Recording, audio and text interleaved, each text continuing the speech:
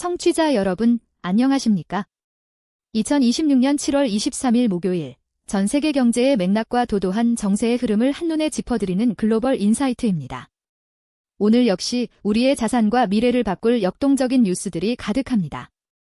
오늘도 명쾌한 분석과 깊이 있는 역사적 통찰을 전해주실 시사평론가 박 작가님과 함께합니다. 작가님, 안녕하십니까? 네, 안녕하십니까? 반갑습니다. 전 세계가 자국의 이익을 극대화하기 위해 군사, 외교, 그리고 금융이라는 보이지 않는 칼날을 휘두르고 있는 형국입니다. 역사 속에서 위기 극복의 실마리를 찾다 보면 오늘날의 혼돈 속에서도 흔들리지 않는 중심을 잡을 수 있습니다. 오늘 방송을 통해서도 청취자 여러분께 시장을 읽는 눈과 세상을 보는 통찰을 가득 채워드리겠습니다. 첫 소식은 대한민국입니다. 한국은행 금융통화위원회가 기준금리를 연 2.75%로 전격 인상했습니다. 무려 3년 6개월 만의 긴축 전환인데요. 한편 정계에서는 오세훈 서울시장이 1심에서 시장직 상실형에 해당하는 벌금을 선고받았다는 충격적인 소식도 들려왔습니다. 국내 정세와 경제의 이 중대한 변화를 어떻게 보십니까?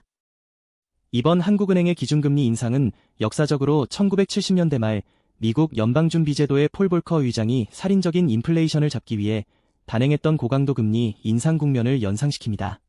물론 당시만큼 초고금리는 아니지만 높은 물가 상승률과 금융 불안이라는 괴물을 잡기 위해 한은이 드디어 칼을 빼들었다는 점에서 매우 상징적입니다.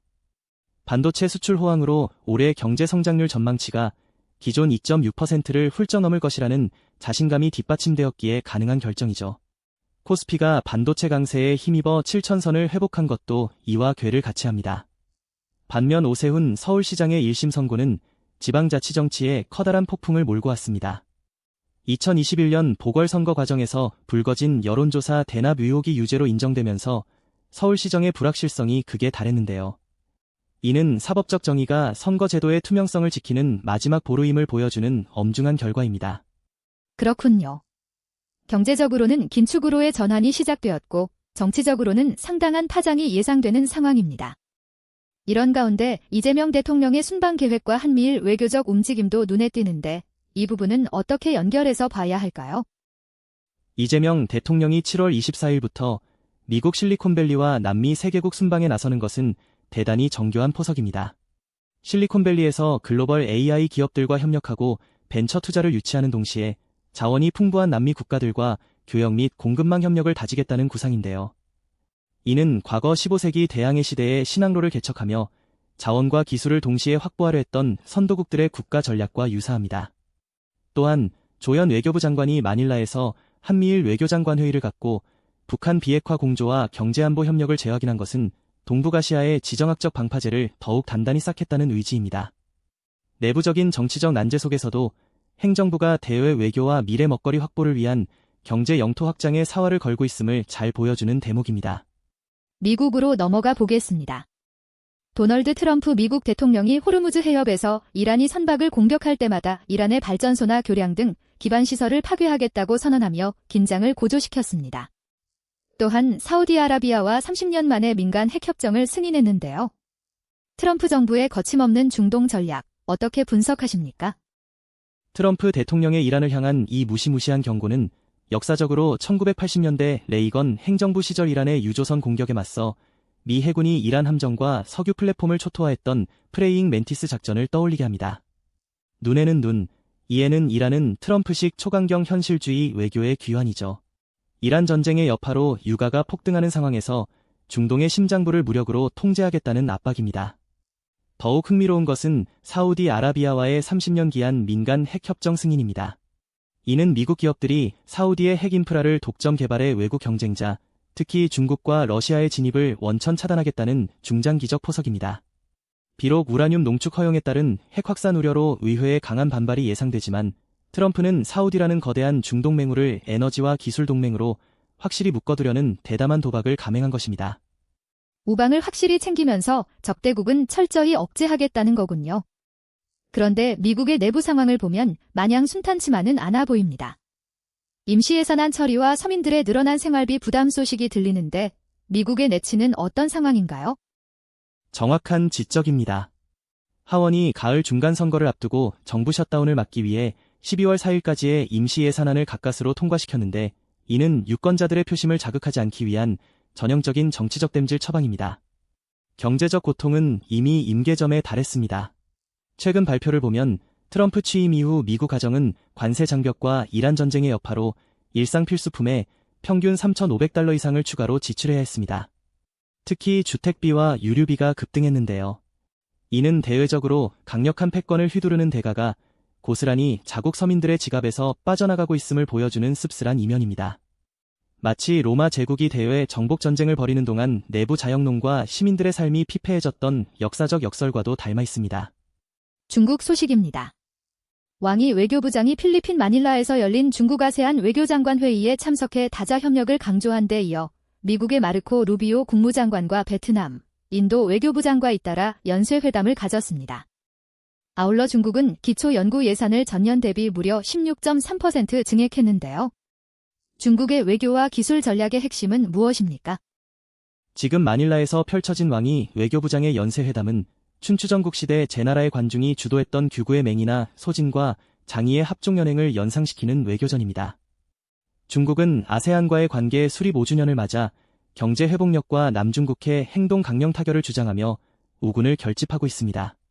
특히 미국 국무장관인 마르코 루비오와의 회담에서 올해는 중미 관계에 비기열하며 핵심 이익 존중을 강력히 요구한 동시에 오랜 경쟁 상대인 인도와는 파트너십을, 베트남과는 인공지능 협력을 다졌습니다. 미국이 촘촘한 대중국 포위망을 짜자 중국은 그 틈새를 외교적 실용주의로 파고들며 역포위망을 걷어내려는 형국입니다. 그렇다면 기술 분야에서 기초 연구 예산을 대폭 증액한 것은 어떤 맥락으로 해석할 수 있을까요? 아주 결정적인 부분입니다. 전년 대비 16.3%라는 기초 연구 예산 증액은 단순한 수치 이상의 의미가 있습니다. 역사적으로 18세기 산업혁명 시절 영국이 민간과 국가의 자본을 과학 원천 기술 개발에 쏟아부으며 세계 경제를 제패했던 과정을 떠올리게 합니다. 중국은 과학 연구 장비의 자체 국산화와 기초 체력 없이는 미국의 고사 작전을 버텨낼 수 없다는 절박함을 절감한 것입니다. 상하이 커창반이 개장 7주년을 맞아 누적 연구개발 투자액 9천억 위안을 돌파하고 AI와 양자 기술 기업들로 상장 문호를 넓힌 것도 같은 맥락입니다. 미국의 원천 기술 봉쇄에 맞서 내재된 국가 재정의 힘으로 독자적인 하드테크 생태계를 완성하겠다는 시진핑 주석의 뚝심 있는 국가 자본주의 전략의 정수라 할 수 있습니다. 이번엔 일본으로 가보겠습니다. 엔화 가치가 달러당 163엔대 초반까지 떨어지며 40년 만에 최저치를 기록했습니다. 가타야마 재무장관은 외환시장 개입을 강력히 시사했는데요. 한편 참의원에서는 국민투표법 개정안이 가결되었습니다. 이 격동하는 일본의 상황, 어떻게 진단하십니까? 엔화의 기록적인 약세는 1985년 플라자 합의 이전의 글로벌 통화 질서 속 초약세 국면을 떠올리게 만듭니다. 일본의 초저금리 기조와 미국의 고금리가 맞물리며 돈이 일본을 빠져나가는 현상인데요.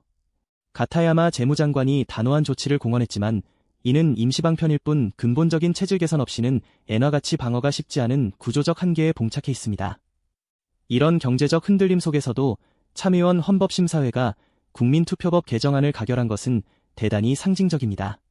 낙도 지역 개표 참관인 규정 정비나 홍보 채널 다변화 등 표면적으로는 절차적 개선이지만 본질은 다카이치 사나의 총리 내각이 그토록 열망하는 평화헌법 개정, 즉 전쟁 가능한 보통 국가화로 가기 위한 제도적 디딤돌을 하나씩 놓고 있는 것입니다. 경제의 불안 전국 속에서도 헌법 개정을 향한 행보는 멈추지 않는군요. 그런데 다카이치 사나의 총리에 대한 내부 비판 여론도 만만치 않은 것 같습니다. 아주 묘한 대조를 이루고 있죠.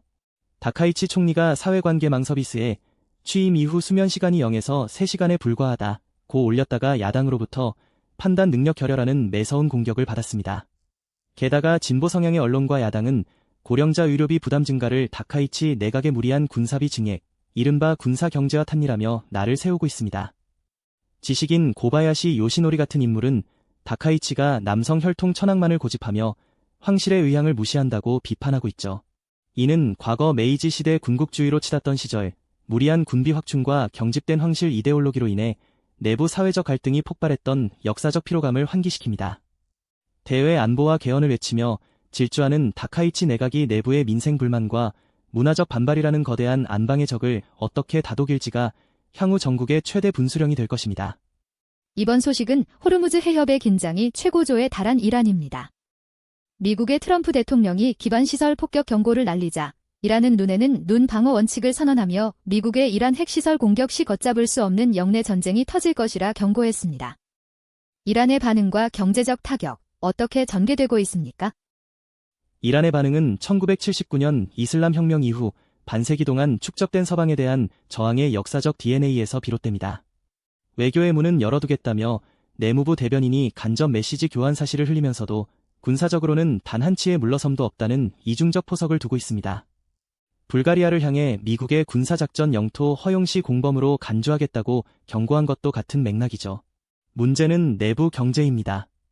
군사적 충돌 우려와 정치 양해각서의 이행 중단으로 이란 경제는 다시 극도의 불확실성에 빠졌습니다.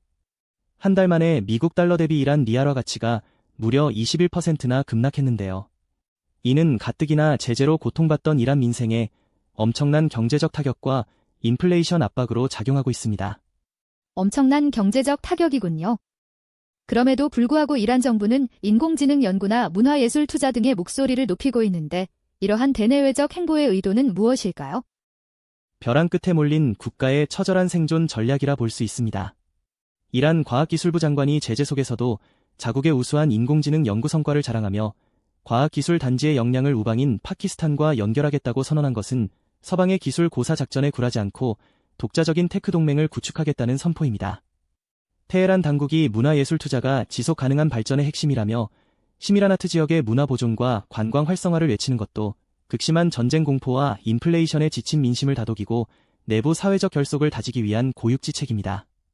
겉으로는 강력한 군사적 항전을 외치고 속으로는 기술과 문화라는 연성 권력으로 체제의 안정을 필사적으로 도모하는 이중주가 벌어지고 있습니다. 오늘 글로벌 인사이트에서는 요동치는 한국의 정세와 금융 변화, 중동을 둘러싼 미국과 이란의 날선 대립, 그리고 중국과 일본의 생존을 건 전략적 외교와 내치 행보까지 깊이 있게 짚어봤습니다. 작가님, 오늘 내용을 정리해 주시는 한 줄 평 부탁드립니다. 오늘의 한 줄 평은 바람이 강하게 불 때 장벽을 쌓는 자는 무너지고 풍차를 만드는 자는 번영한다로 하겠습니다. 대외적 파고와 제재의 장벽 앞에서 각국이 보여주는 기술 자립과 외교적 실용주의 노력은 결국 위기를 기회로 바꾸려는 처절하지만 위대한 발버둥입니다. 우리 역시 거센 바람을 동력으로 삼는 지혜가 필요한 시점입니다. 네, 아주 깊은 울림을 주는 한 줄 평이었습니다. 청취자 여러분의 일상에도 오늘 전해드린 세계 시장의 통찰이 든든한 길잡이가 되기를 바랍니다. 오늘 방송은 여기서 마치겠습니다. 청취자 여러분, 오늘 하루도 활기차고 의미 있는 시간으로 가득 채워나가시길 바랍니다. 고맙습니다. 고맙습니다. 좋은 하루 보내십시오.